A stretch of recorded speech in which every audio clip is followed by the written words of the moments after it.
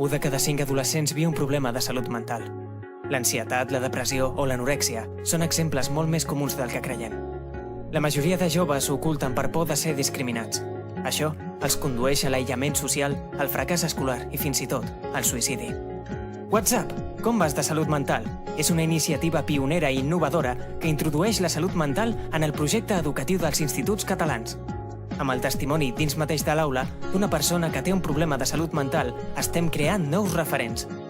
Construïm entorns més oberts i disposats a escoltar, entendre i parlar. Reduïm la discriminació que pateix la salut mental perquè canviem la forma de veure-la i la normalitzem.